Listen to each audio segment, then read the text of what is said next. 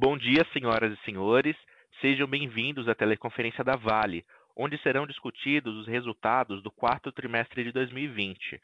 No momento, todos os participantes estão conectados apenas como ouvintes. Mais tarde, será aberta a sessão de perguntas e respostas, quando então serão dadas as instruções para os senhores participarem. Caso seja necessária a ajuda de um operador durante a teleconferência, basta teclar *0.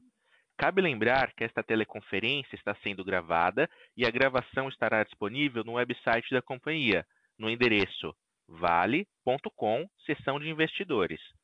Esta teleconferência é acompanhada de uma apresentação de slides, também disponível na seção de investidores do site da empresa e transmitida simultaneamente pela internet.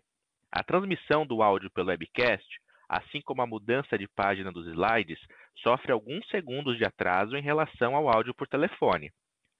Antes de prosseguir, gostaria de esclarecer que eventuais declarações que possam ser feitas durante essa teleconferência, relativas às perspectivas dos negócios, bem como projeções, constituem-se em previsões baseadas nas expectativas da administração em relação ao futuro da Vale.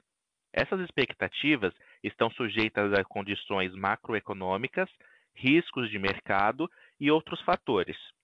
Conosco hoje estão o senhor Eduardo de Sales Bartolomeu, diretor-presidente, CEO, senhor Luciano Ciani Pires, diretor executivo de Finanças e Relações com Investidores, senhor Marcelo Spinelli, diretor executivo de Ferrosos, senhor Mark Travers, diretor executivo de Metais Básicos, senhor Carlos Medeiros, diretor executivo de Segurança e Excelência Operacional, senhor Alexandre Pereira, diretor executivo de Suporte aos Negócios, senhor Luiz Eduardo Osório, diretor executivo de Relações Institucionais e Comunicação, senhor Paulo Couto, diretor de Carvão, senhor Alexandre D'Ambrosio, consultor-geral, e senhora Marina Quental, diretora de Pessoas.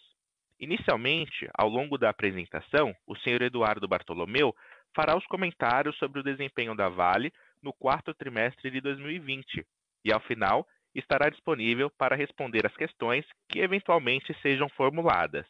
Agora, passo a palavra ao senhor Eduardo Bartolomeu. Por favor, pode prosseguir, senhor Eduardo. Bom, muito obrigado. Bom dia a todos.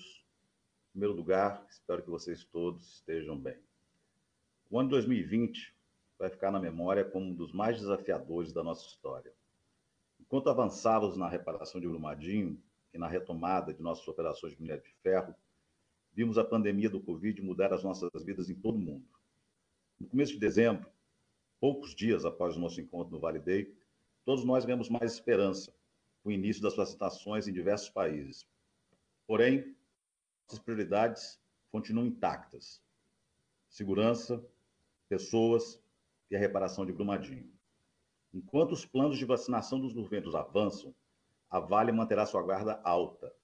A segurança das nossas pessoas continua em primeiro lugar, junto com a reparação de Brumadinho.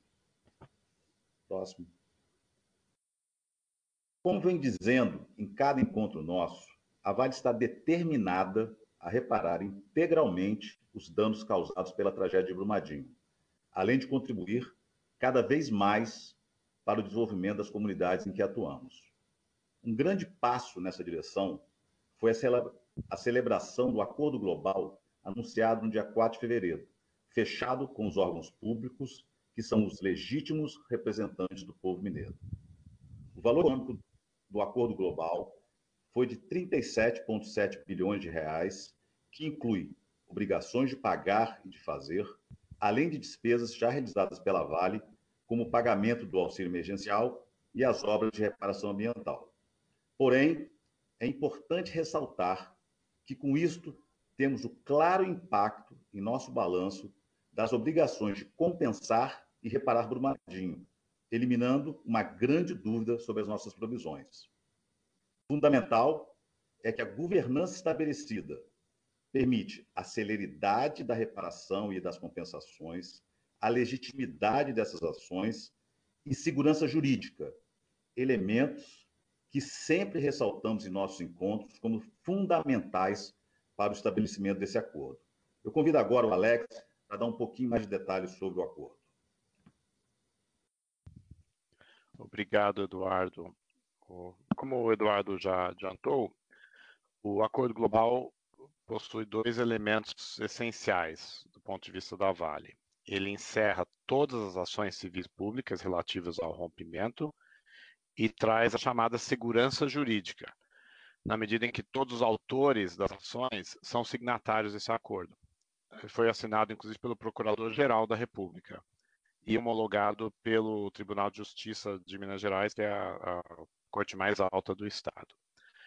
O acordo encerra todas as ações coletivas relativas à reparação e resolve pleitos de danos morais coletivos, bem como compensação às comunidades atingidas e ao Estado de Minas Gerais. Para fazer isso, nós dividimos o acordo em duas. Ele contém obrigações de pagar e obrigações de fazer da Vale.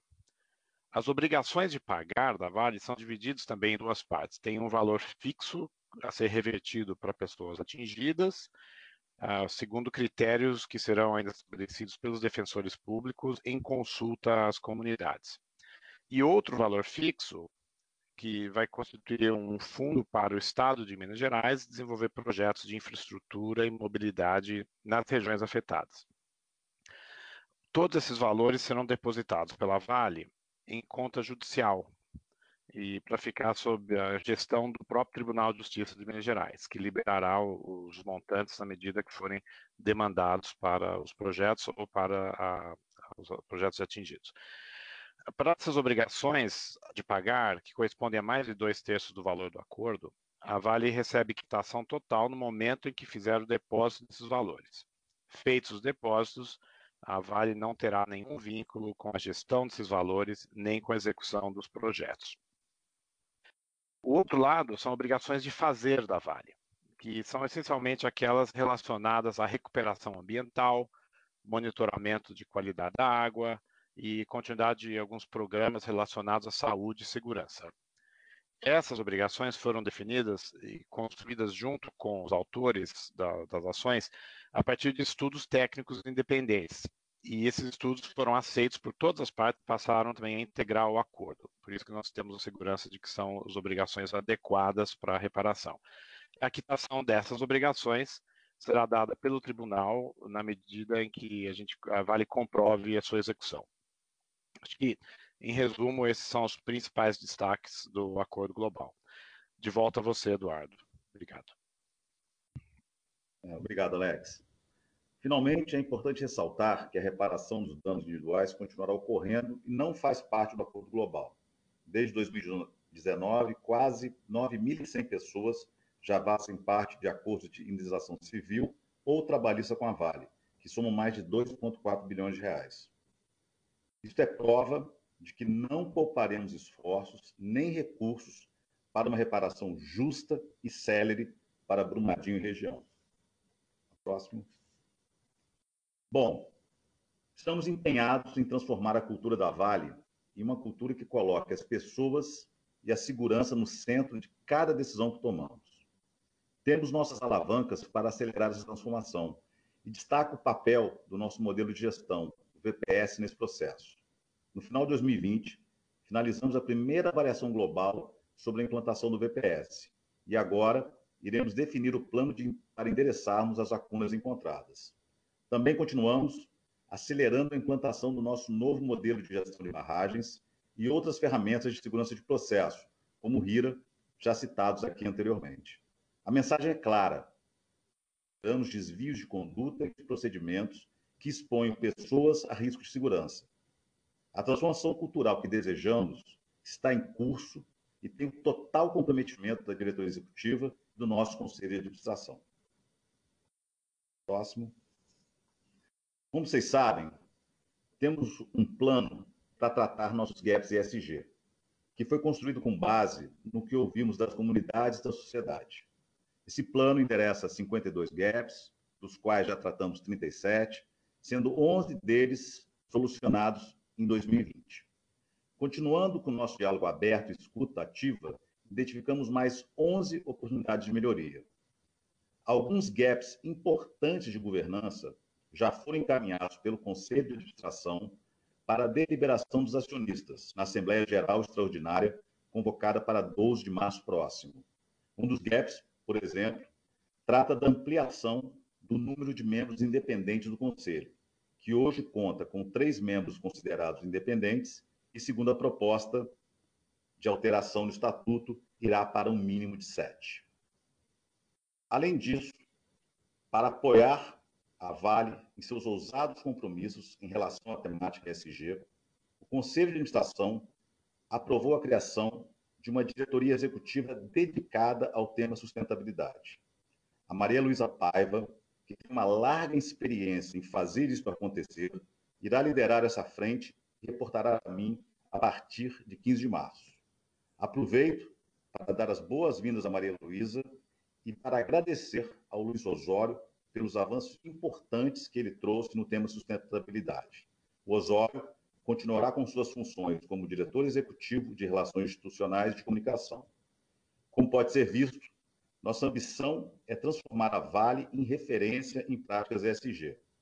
Com essas ações, vamos contribuir para uma mineração mais sustentável e vamos atuar de acordo com o nosso novo pacto com a sociedade.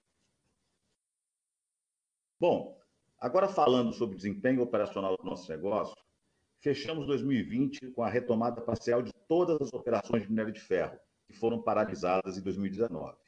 Estamos no caminho para atingirmos a capacidade de 400 milhões de toneladas para o ano até o final de 2022. Em dezembro, retomamos as operações de Serra Leste e de processamento a seco em fábrica. E em janeiro, retomamos a produção de Pelotas em Vargem Grande. Fechamos 2020 com uma produção em linha com o ano de 2019, porém mais fortes do que começamos o ano, mesmo que em condições bastante complexas, dado o cenário de pandemia.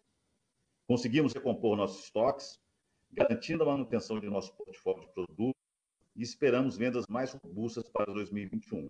Efeito que vocês já perceberam no resultado deste último trimestre, que veio a ser o nosso segundo melhor da história em minério de ferro, impulsionado por fortes vendas e preços. Na estratégia de longo prazo, conseguimos as licenças necessárias para implantar o projeto Capanema, que deve iniciar operações em 2023, que vai trazer 14 milhões de toneladas de capacidade para a Vale nos próximos anos.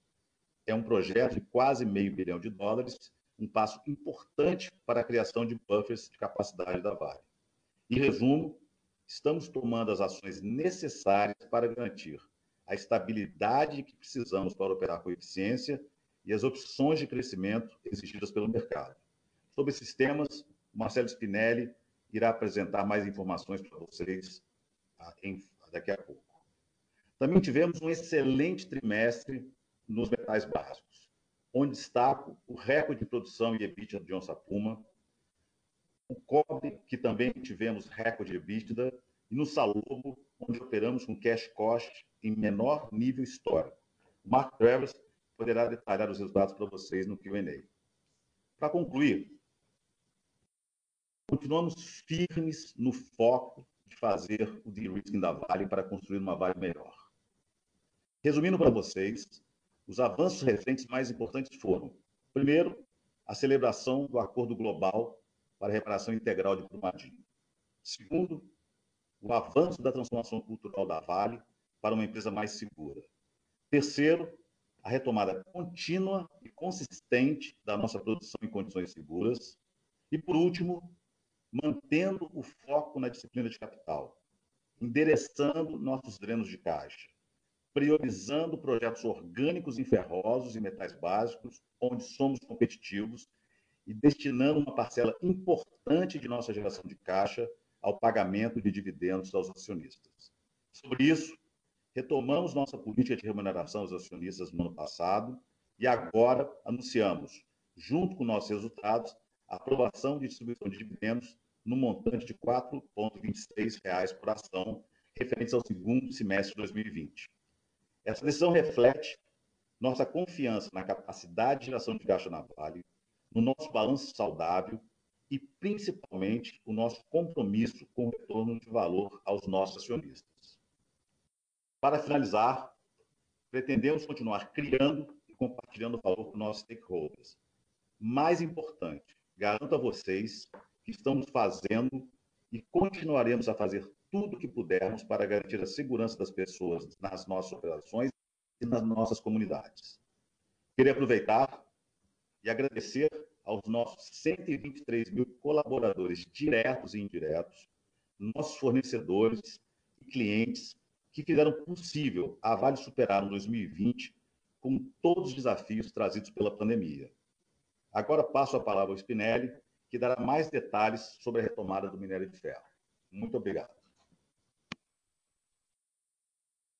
Obrigado, Eduardo. Bom dia a todos. Bom, a gente tem conversado aqui sobre o plano de retomada de produção, né, dos 400 milhões. É sempre bom reforçar aqui o nosso comprometimento com essa meta, né, para o ano que vem. E reforçar também que tem um adicional de 50 milhões, que é aquele pulmão de capacidade, que nos permite flexibilidade, e Capanema, como o Eduardo já comentou, é um excelente exemplo para esse adicional. Bom, nosso guidance de produção para este ano é um range entre 315 milhões e 335 milhões. A gente está bastante confiante na entrega dessas metas. Vocês tiveram já acesso ao relatório de produção, eu não vou percorrer em detalhes, mas nós montamos um checklist, como a gente tinha, para que consigamos fazer um follow-up em detalhes do plano de retomada. Eu queria chamar a atenção para vocês de alguns pontos desse nosso plano de retomada. Primeiro, o Eduardo já comentou também, nós voltamos todas as nossas operações no final do ano passado. Isso é um grande marco, nem todas na sua capacidade plena, mas já é um grande sinal de conquista aí das nossas operações. Em segundo ponto, nós estamos progredindo passo a passo com as autorizações para testar as operações do Sul.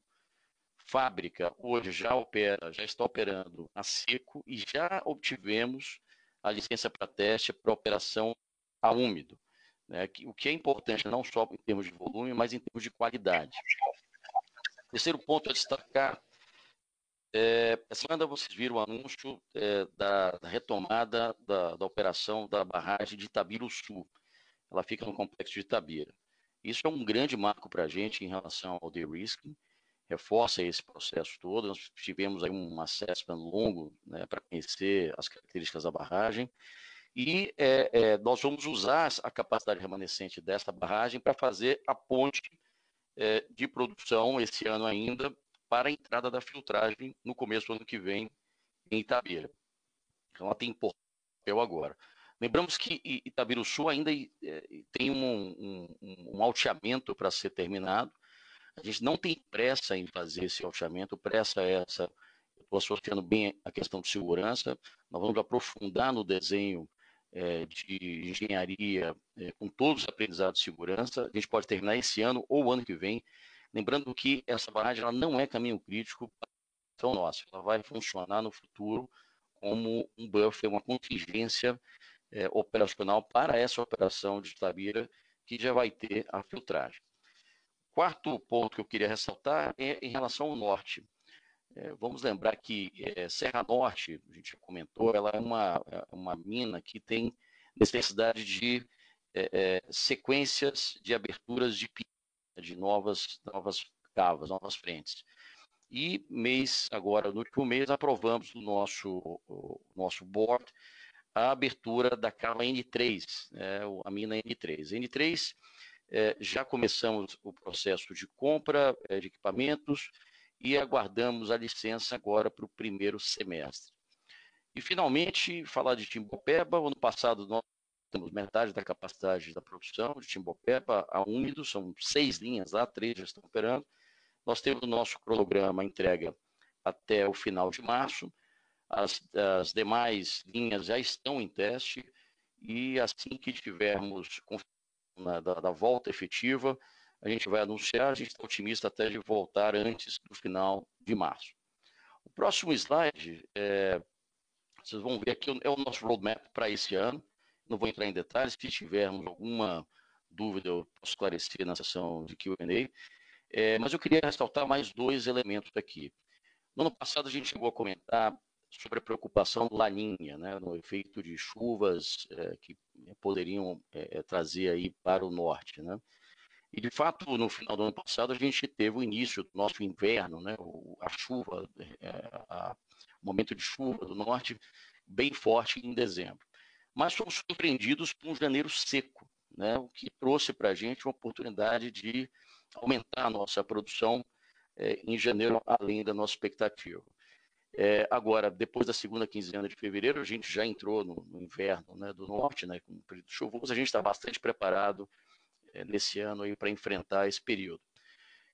E o segundo ponto que eu queria ressaltar é que a soma de todas essas iniciativas, né, de retomada de produção, sites voltando, e mesmo essa oportunidade aí de janeiro, nos coloca na posição de entregar, de fato, um trimestre agora, o Q1, mais robusto em relação ao que aconteceu ao Q1 do ano passado. Então, eu passo agora para o Luciano. Bom dia. Como vocês viram, de fato, os resultados foram muito robustos financeiramente. Curiosamente, nos últimos 6 meses, a maioria das empresas de mineração reporta resultados semestrais. O EBITDA da Vale foi o maior da indústria. Claro que isso tem circunstâncias de preços relativos, né, de minério de ferro com outras commodities, mas também mostra que nós temos muito potencial aí de criação de valor, dado que o nosso negócio está longe de estar na sua situação ideal. Portanto, o maior EBITDA da indústria dos últimos 6 meses. E o momentum para o primeiro trimestre, para o segundo trimestre, é muito bom. Não só os volumes estão maiores do que certamente 19 e 20, mas os prêmios de Carajás estão se recuperando. Nós tivemos um prêmio médio de 12 dólares, 13 dólares no 4Q, o prêmio agora está na faixa de 24 dólares. Os prêmios das pelotas estão se recuperando, acima de 40 dólares aí, com os movimentos, a retomada fora da China. E nós temos aí cerca de 1.300 bilhão no nosso balanço de aumento no contas a receber, e esse dinheiro todo já entrou no nosso caixa aí nos primeiros meses do ano. Então, vamos ter um primeiro trimestre aí de geração robusta de resultados de caixa. Um ponto aqui sobre o desempenho do minério de ferro, o C1, queria chamar a atenção, ele subiu um pouco, mas na medida que inclui as compras de terceiros. Nós estamos pagando aqui quase 60 dólares por tonelada para comprar minério de ferro de terceiros. Essa é uma compra oportunista, nós fazemos margem nela, mas a melhor medida da nossa competitividade é o C1 antes das compras, que está estável abaixo de 13 dólares, também dos menores da indústria. Em metais básicos, já foi falado aqui sobre o desempenho do Salobo, segundo trimestre seguido de custo caixa negativo. Muito importante vocês prestarem atenção nos preços dos subprodutos, tanto nas operações de cobre, no caso do ouro, como nas operações de níquel, que também ajudou muito o desempenho das operações do Canadá. E a volta, primeiro trimestre de Onça Puma operando em sua plenitude há muito tempo, desde as questões judiciais e depois problemas que tivemos com o forno, gerando 50 milhões de dólares de EBITDA, a preços mais baixos, aos preços atuais, tem potencial aí de gerar perto de 70 milhões de dólares de EBITDA por trimestre, uma operação que vinha contribuindo com zero nos últimos 18 meses. Queria ressaltar também que o quarto trimestre foi muito rico em iniciativas para fazer o que nós chamamos de reshaping, né? Reajustar o nosso portfólio. Nós, por exemplo, conseguimos vender e receber os recursos 25% na participação de uma mina de carvão na China, Longyu, participação numa pelotizadora também na China, Zhuhai. Vendemos a nossa operação de óleo de palma, biopalma no Pará, mais de 3.500 empregados, isso é menos uma preocupação para a nossa gestão. Finalmente transferimos as ações do Potássio Rio Colorado para a província de Mendoza. Concluímos o desinvestimento e recebemos os recursos da PTVI. Assinamos um contrato com o consórcio, com a presença da Trafigura, e certamente podemos discutir aí a nossa expectativa com relação aos investimentos de VNC, e assinamos o acordo com a Mitsui, um primeiro passo para a saída de Moçambique. Então, muita atividade, recebemos mais de 600 milhões de dólares em desinvestimentos nesse trimestre. Queria chamar a atenção também para dois ativos, para quem faz avaliação da Vale com soma das partes. Primeiro, o BNDES exerceu uma opção muito antiga para comprar uma participação nossa na VLI, que é a nossa coligada de logística de carga geral. Essa compra, o valor recebido, avalia a nossa participação remanescente em cerca de $1 bilhão. E, obviamente, se o BNDES exerceu essa opção, é que ele entende, nós também, que a participação vale mais do que isso. E também a nossa participação na Mosaic já vale mais de $1 bilhão também, com o excelente desempenho da companhia, com aumento de margens, aumento de mercado favorável e uma excepcional execução. Então temos aí o portfólio em franca evolução. Por fim, só dar um colorido a respeito das provisões, a dúvida qual é o potencial que existe em relação a Brumadinho sobre provisionamentos adicionais. Vocês viram, já tinha sido anunciado no Vale Day, uma provisão para descaracterização de barragens acima de $600 milhões. Tem a ver com a conclusão dos nossos estudos de descaracterização. Algumas contenções adicionais vão ter que ser feitas, se forem incorporadas aqui. O que é que está faltando?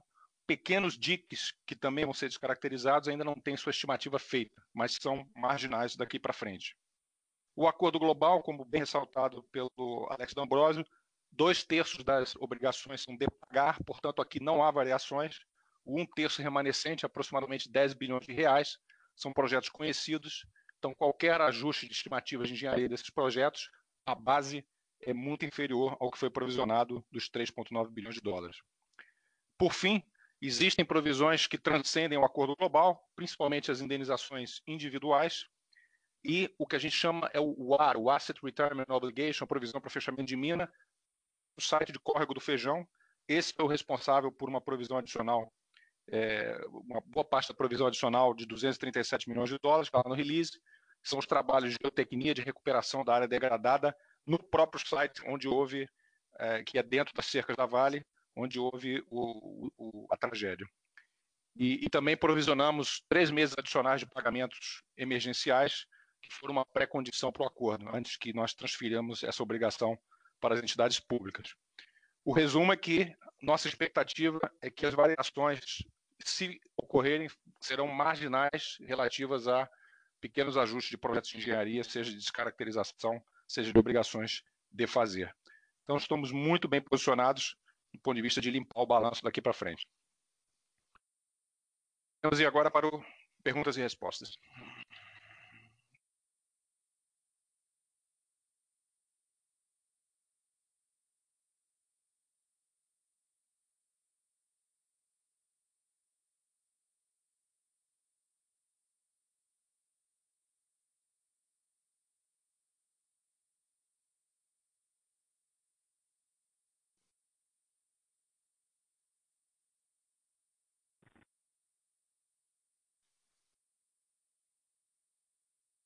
Senhoras e senhores, iniciaremos agora a sessão de perguntas e respostas.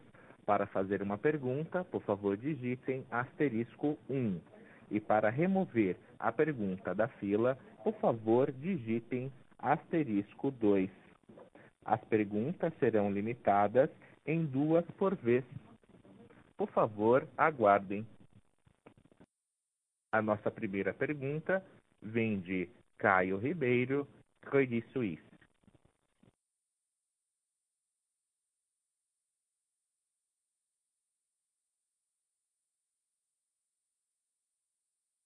Eu queria ver se vocês podiam passar mais detalhes, né, sobre qual que é o plano em relação a esse Project Finance, né, tendo em vista a estratégia de desinvestir no ativo.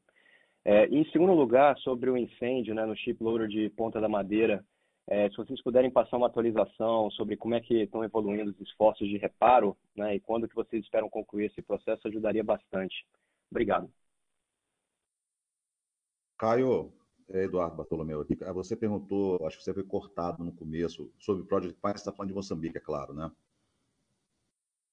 Isso mesmo, Eduardo. Seria sobre, enfim, qual a estratégia de vocês em relação a esse Project Finance, né? Tá legal. Então o Luciano responde essa e o Spinelli responde sobre Ponta da Madeira lá. Caio, o Project Finance, como ele tem um componente de risco Moçambique, ele é hoje no cenário atual uma dívida cara e vai ser consolidado no balanço da empresa. E existem inclusive ainda vantagens adicionais de quitar o Project Finance, a nossa intenção é fazê-lo. Precisamos primeiro a assinatura dos documentos definitivos com a Mitsui. Está previsto aí para o final do segundo trimestre a quitação do Project Finance. O Project Finance não está no nosso endividamento financeiro e não está no conceito da dívida expandida. mas ele é uma obrigação que tem consumido o caixa da companhia e a nossa intenção é refinanciá-lo. E refinanciá-lo com uma outra dívida de prazo equivalente muito mais barata. Então, do ponto de vista da nossa confirmação do balanço para pagamento de dividendos, nada muda, pelo contrário, melhora, porque eu estou substituindo uma obrigação mais onerosa por uma obrigação mais barata para a companhia. Ok, Caio, Spinelli falando aqui, obrigado pela pergunta. Eu queria qualificar antes o ponto da madeira, né? Só para a gente lembrar. Primeiro, esse é um porto de 230 milhões de toneladas. Nós não vamos produzir 230 milhões lá esse ano. O porto tem 5 berços, né, 5 pontos de atracação, e são 8 shiploaders. Né? Todos os nossos berços hoje estão operacionais, e somente um shiploader não está operacional, que é a decorrência do incêndio. Você também, é importante só para relembrar, né, esse primeiro semestre a gente tem a nossa sazonalidade lá do inverno do norte, né, então onde a gente produz de fato menos e embarca menos também. A previsão da reparação do shiploader é agora no primeiro semestre, está indo conforme programa e não vai gerar nenhum impacto na nossa produção e nem no nosso embarque, nem nas vendas. Perfeito. Muito obrigado, Luciano Spinelli. Super claro. Próxima pergunta de Daniel Sazon, Itaú BBA. Olá, bom dia a todos. Obrigado pelas perguntas. A minha primeira pergunta é em relação às debêntures participativas. Vocês chegaram a mencionar no call do trimestre anterior que eventualmente analisariam a possibilidade de comprar esses instrumentos caso os vendedores decidam vender, né?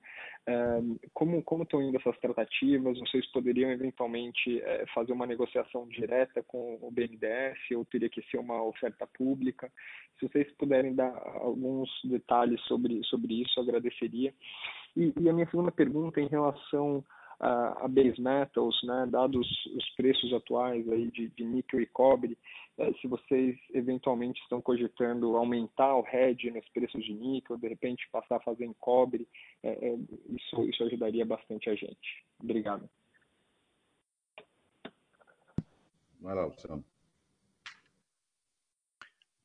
Bom, com relação às debêntures participativas, não está nos nossos planos de alocação de capital, nesse momento, a aquisição das debêntures, em função nós não queremos fazer uma gestão procíclica, né? Isso aí, aliás, vale para buyback também.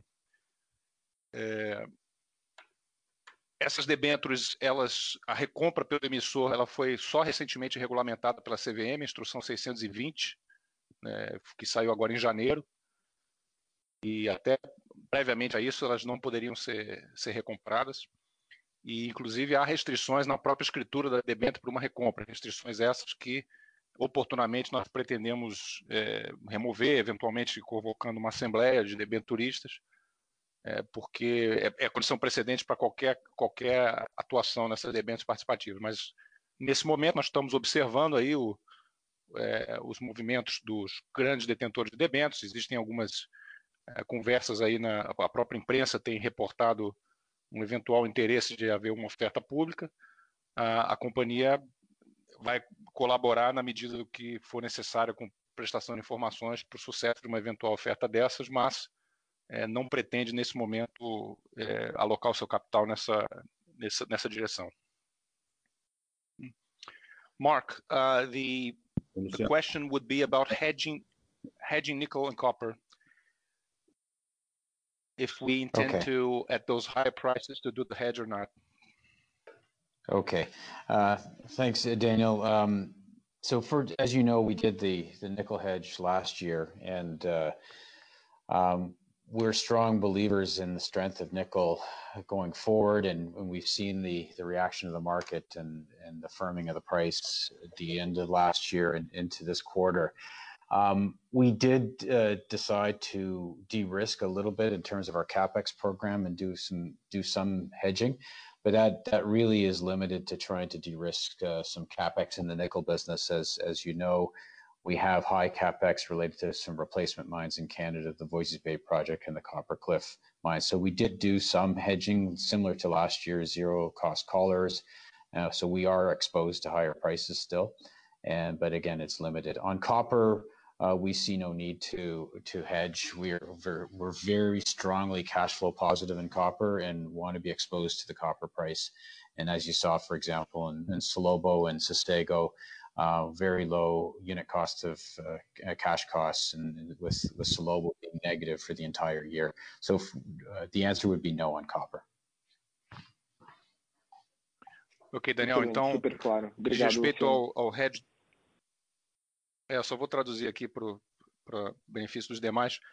Com relação ao hedge do níquel, né, nós acreditamos na força do mercado de níquel, o preço firmou no fim do trimestre passado e nesse trimestre, e a razão do nosso hedge foi para proteger compromissos de alto capex que nós ainda temos, e ainda temos alguma exposição à alta do preço do níquel, porque usamos não forward, mas os chamados collars de custo zero, mas o objetivo foi limitado a proteger os nossos compromissos de capex, né? No caso do cobre, não há necessidade de fazer o hedge, nós temos custo muito baixo, não temos compromissos relevantes e somos muito crentes na potência, na força aí do preço do cobre daqui para frente.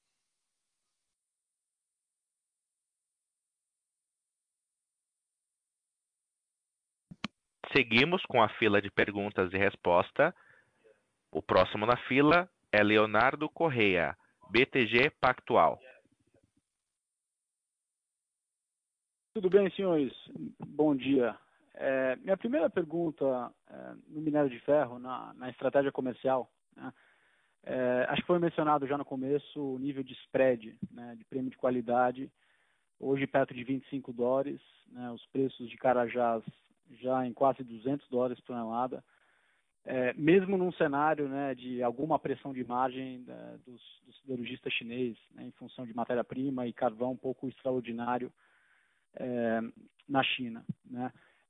Enfim, se puderem dar um pouco de cor em relação ao que vocês estão vendo como o principal driver desses níveis de prêmio que, honestamente, estão me surpreendendo um pouco, né, esse nível de força, e como que fica a estratégia comercial de vocês para frente, né, dado esse prêmio alto, né, se vocês podem ajustar e pretendem ajustar o mix para aumentar um pouco o share de Carajás no total, para capturar esses prêmios e, enfim, gerarem mais caixa no business de ferrosos.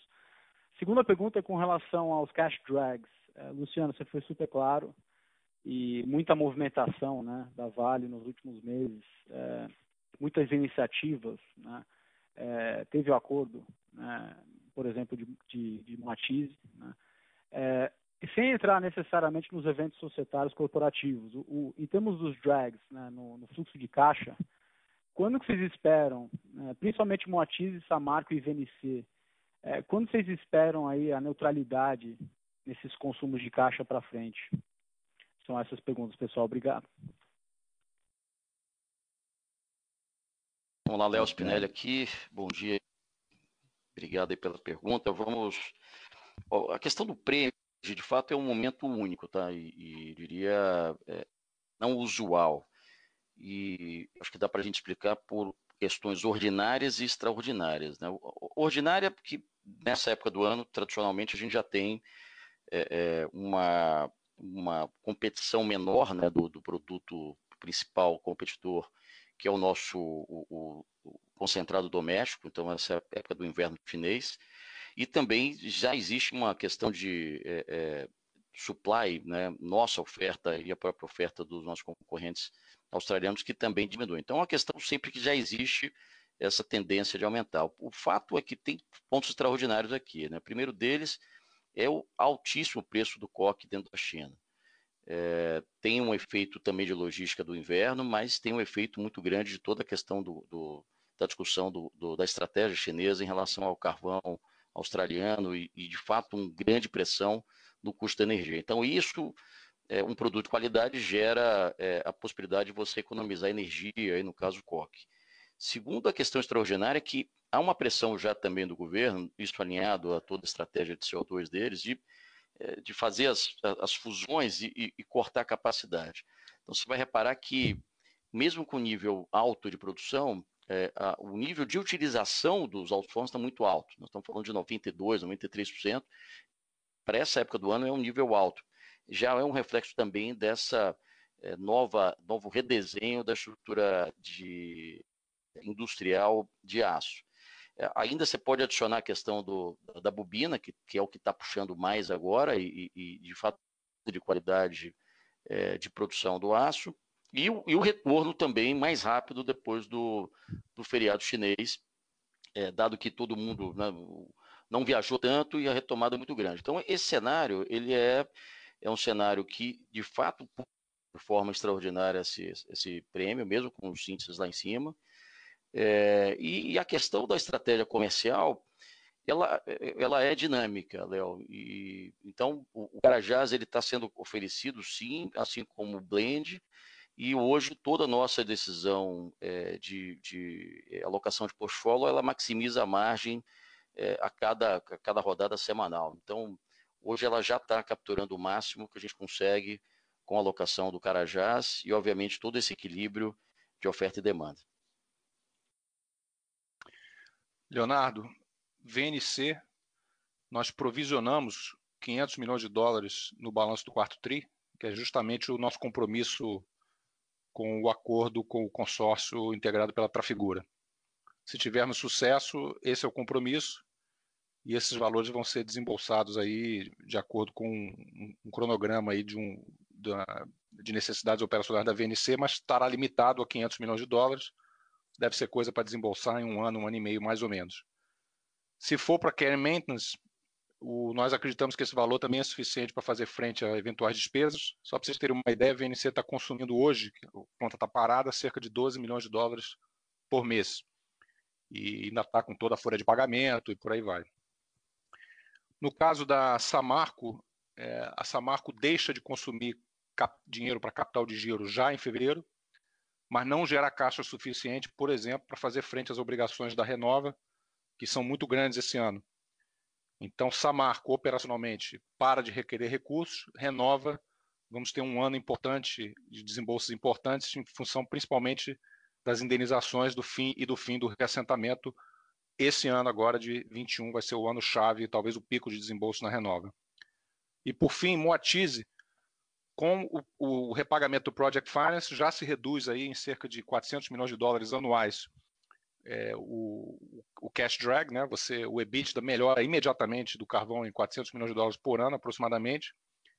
E com a conclusão do revamp no final de março, o ramp-up no segundo TRI, a gente espera entrar no segundo semestre em ritmo de produção de 15 milhões de toneladas, o que a preços aí de 140 dólares já nos levaria à possibilidade de ter EBITDA positivo em algum momento do segundo semestre. Lembrando que no final do segundo semestre chegam novos espessadores que vão permitir levar a capacidade para 18 milhões de toneladas. Então, a expectativa para o carvão é de uma virada relativamente rápida, ainda também no ano de 2021.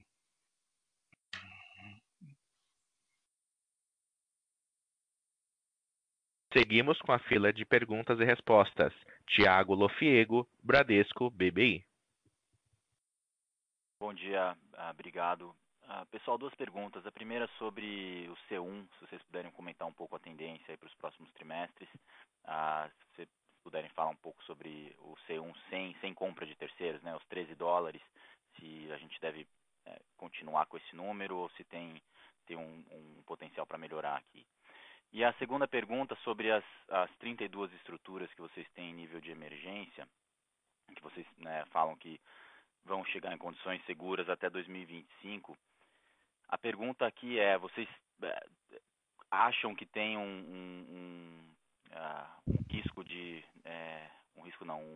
uma maneira de acelerar esse processo, né? E quais seriam os entraves ou os riscos para acelerar o processo? É só entender se dá para fazer um pouco mais rápido, chegar um pouco mais rápido nessa meta aí até 2025.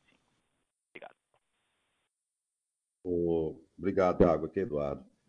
Deixa eu pegar essa primeira pergunta, eu vou pedir a ajuda do Medeiros para me ajudar a responder, e depois você responde o C1, tá, Luciano? Essa visão de aceleração do processo de fiscalização das barragens, ela é tem que ser tomado com muito cuidado, muita atenção. Ele é contínuo, como você mesmo falou. Então, a gente sempre, óbvio, busca soluções alternativas, mas a gente tem uma posição muito criteriosa, muito conservadora, até porque quando você está fazendo o processo de descaracterização, você está, de fato, mexendo na estrutura. Então, e ela é segmentada, né? Porque ela não fica, por exemplo, pega as mais graves, né? Que são as que claramente preocupam a gente. Elas não ficam até 2025 em nível 3 de emergência. Assim que você vai avançando no processo de descaracterização, você vai elevando o nível de emergência dela também. Então, acho que o Medeiros pode também dar um pouco mais de cor nessa visão, porque ele tem o domínio do tema como segunda linha técnica de defesa da estrutura do nosso programa de barragens. Bom dia, Thiago. A aceleração dessas atividades ela pode introduzir riscos adicionais, então é algo que a gente vai ter que perceber à medida que nós avançamos, perceber a possibilidade real, né, de aceleração à medida que nós avançamos. Então nós temos aí já uma série de ações em andamento, começando por estruturas menos complexas, e à medida que nós fomos entendendo a complexidade introduzida, né, dessas atividades, a gente vai poder fazer esse julgamento, né? Mas para as estruturas mais complexas, né, que estão hoje em nível 3, nós ainda estamos discutindo o projeto de engenharia para descaracterização. Tá? Então, hoje, nós não vemos ainda como uma possibilidade real de aceleração, mas essa visão, evidentemente, ela poderá mudar no decorrer do ano. Tá? Acho que por hora seria isso. Tiago, com relação aos custos, nós não esperamos em 2021 uma mudança importante. 2022 é que será o ano em que nós vamos ter um declínio acentuado. A razão é a seguinte, é que as operações que retornam são as operações de custo mais alto. Então, embora seja uma boa coisa retornar, você mexe no mix, né? Hoje, o mix, as operações do norte têm um custo mais baixo, à medida que você adiciona operações de custo mais alto, meio que uma coisa compensa a outra. A diluição de custo é compensada por um mix pior. O grande benefício ao longo de 2021 é a redução das despesas pré-operacionais de parada. Embora o C1 fique estável, nós temos aí mais de $1 por tonelada, que não está no C1, mas que está nas despesas de minério de ferro, impactando EBITDA, que está ali, se vocês olharem no release, despesas pré-operacionais de parada. Então, essas despesas pré-operacionais de parada é que tendem a cair ao longo de 21 já, por conta da volta das operações. O C1 estável. Em 22, o C1 começa a cair, porque aí teremos mais operações como, por exemplo, Brucutu, Itabira, que estão operando com custos mais altos, vão começar a diluir fortemente custos e permitindo, então, essa queda em 22.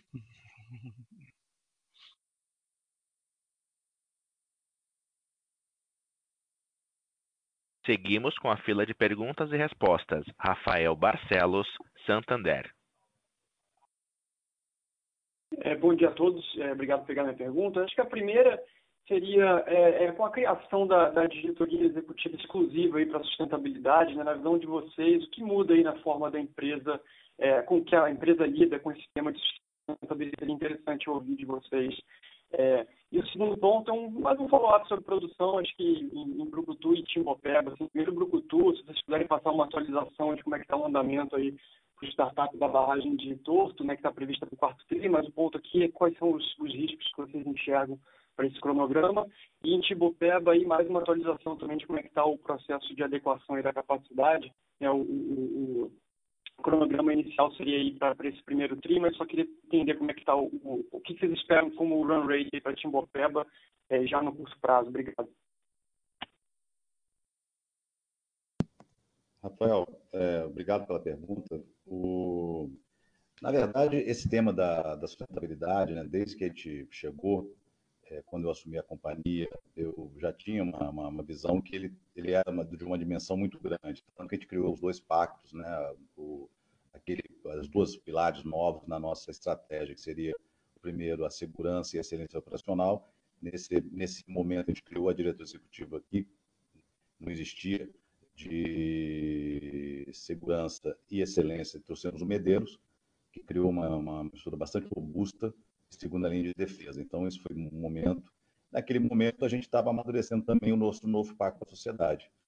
Fomos entendendo o tema, fomos assumindo compromissos bastante ousados, né, na questão climática, por exemplo, e a gente começou a ver que a dimensão do que a gente teria que fazer para entregar os nossos compromissos, principalmente no S de social, tá? A gente fala muito do ESG, a gente está muito bem encaminhado no E.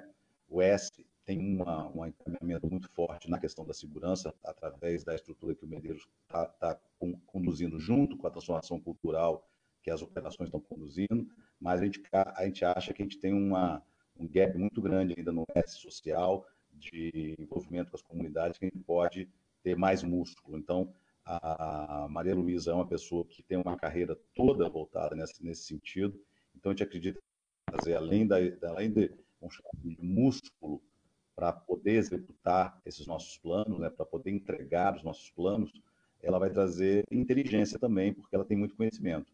E vai permitir que o Osório foque na área institucional, que na Vale vocês têm noção que é um desafio bastante complexo também. Então, é uma questão de inteligência / músculo para poder entregar e ser uma referência em SG. A Vale tem todas as condições, né? Acho que o Brumadinho é uma força motriz para fazer a gente se mudar, se transformar, mas precisa de ter braço, precisa ter músculo, precisa ter inteligência. Então, por isso que a gente sugeriu a criação da diretoria executiva para suportar o nosso novo pacto com a sociedade. A gente está muito otimista que isso vai trazer o mesmo resultado que está sendo trazido dentro da área de segurança, com uma melhoria profunda nos processos, na engenharia de processo e nas barragens, como a gente vem enviando aí. Okay? E eu vou passar a segunda pergunta para o Spinelli. Ô, Rafael, obrigado pela pergunta. Vamos lá, Brucutu, torto sim, mantido o prazo para o final do ano. Só para você entender, você perguntou sobre risco, né? A gente está no meio da obra de Brucutu, de torto. Eu dividiria em dois momentos, a gente terminar a obra aí, já no meado do segundo semestre, depois do segundo processo, todo o desdobramento de comissionar a barragem pronta e a licença final. Então, eu diria para você que a gente passou, então, bem nesse momento de início de ano, que tem os inícios de chuva ali no Sudeste. Obviamente, a gente vai ter que acompanhar o desempenho da obra, mas está indo no cronograma. Qualquer variação a gente vai comunicar, mas está dentro do nosso prazo. E lembrando que a filtragem também em Brucutu está em obra, né? E a filtragem ela tem menos relação com a questão de chuva. Está super no prazo, estamos praticamente mecânico agora, então na sequência em 22 já entra a filtragem. Timbopeba, o que eram os atos necessários? A Timbopeba precisava da autorização para disposição do rejeito na cava, isso está ok. Já começamos a testar a quarta linha e a quinta linha a úmido, então já estão operando, a gente está fazendo os ajustes finais. A sexta linha, a gente está testando ela a seco, ela deve entrar a úmido ainda nessa entrada agora de março, semana que vem, e tudo isso sendo ajustado, a previsão de entregar antes da previsão que era final de março, a gente deve entregar em meados de março, mas quando tivermos essa confirmação, a gente anuncia a vocês.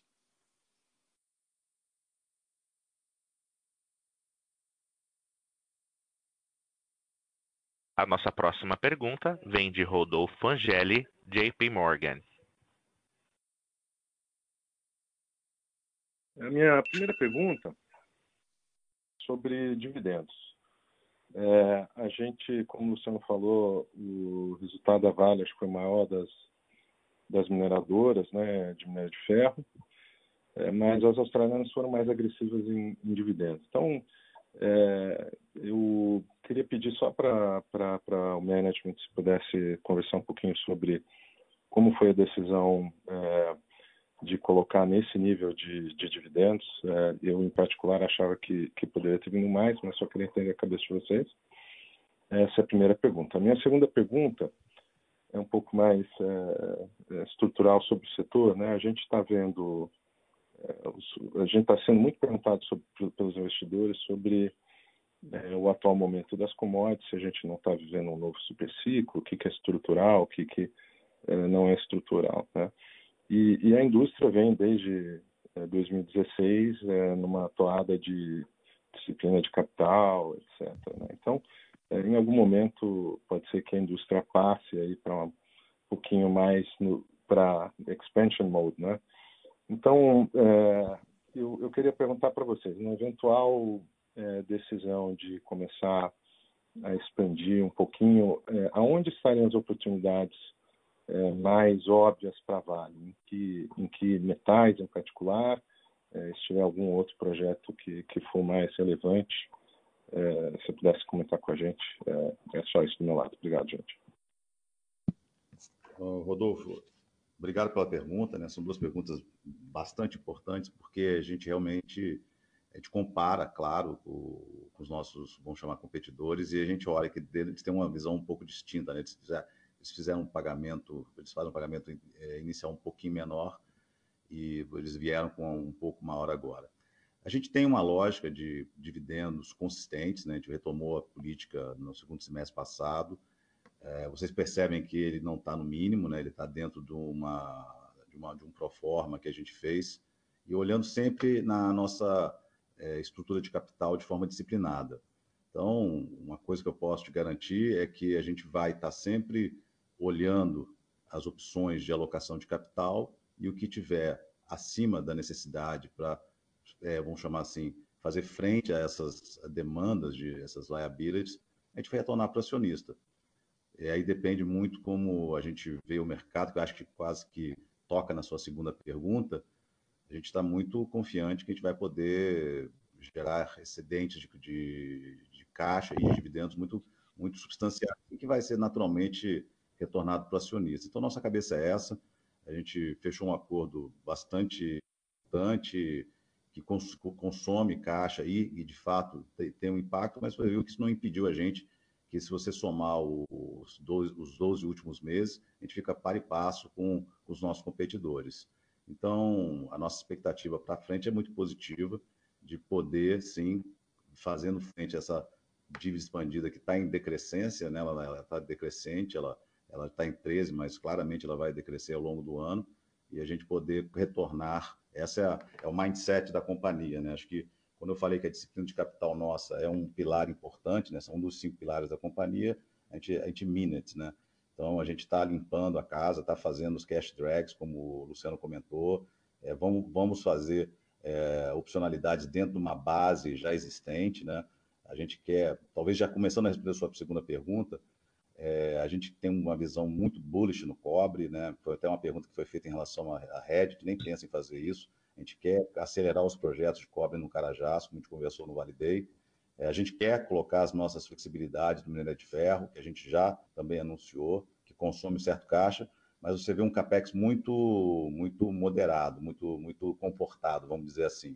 Então, de fato, a gente está olhando esse cenário que vem aí com bastante bons olhos, né?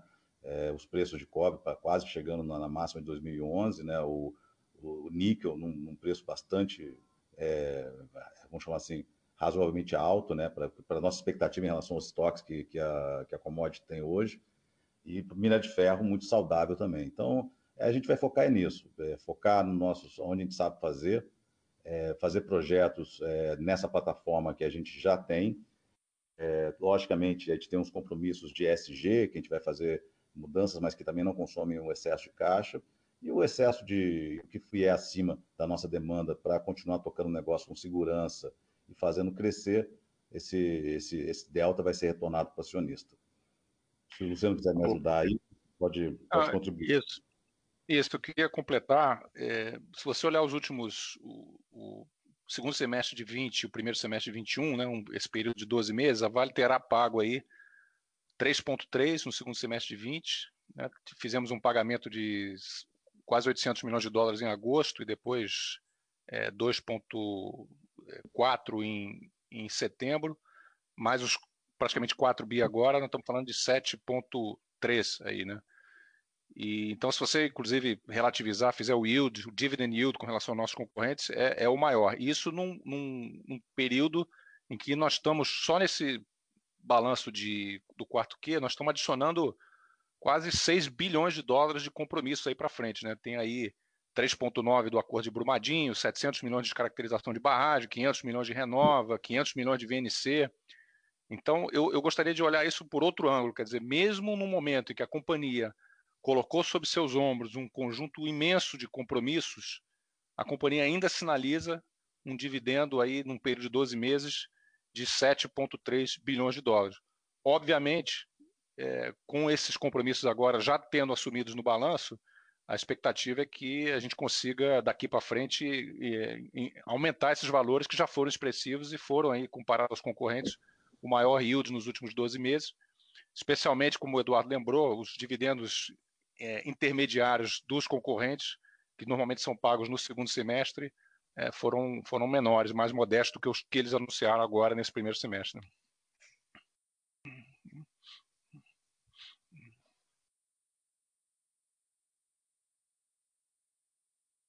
Obrigado. Gostaria de passar a palavra ao senhor Eduardo Bartolomeu para as considerações finais, uma vez que a sessão de perguntas e respostas está finalizada. Ok, muito obrigado a todos aí pela atenção, pelas perguntas. Acho que esse trimestre, como vocês puderam perceber, foi um trimestre muito positivo, né, para a Vale. A gente está muito focado, né, nessa construção, nesse de-risking, reshaping, re-rate, que a gente comentou no Vale Day, né? As ações do de-risk estão avançando de forma efetiva. Brumadinho, a gente está muito confiante que a gente está no caminho certo. Segurança com a transformação cultural, a questão da capacidade sendo retomada com muita segurança e sendo retomada de forma consistente, e a disciplina de capital que a gente acabou de falar, muito, muito robusta, muito séria, muito comportada, vendo, como se diz, o retorno claro para o nosso acionista e para a sociedade. Então, a gente caminha para o reshape, fazendo esse enxugamento que o Luciano comentou, e o re-rate virá exatamente dessa empresa mais segura, mais humana, mais sustentável, e por isso, inclusive, a gente criou uma diretoria executiva para tratar de temas de ESG que são fundamentais, não somente para a Vale, né, não somente para a indústria, mas para a sociedade como um todo. Então, muito obrigado a todos aí e até o próximo call. A teleconferência da Vale está encerrada. Agradecemos a participação de todos. Tenham um bom dia. Obrigado. Por favor, aguardem.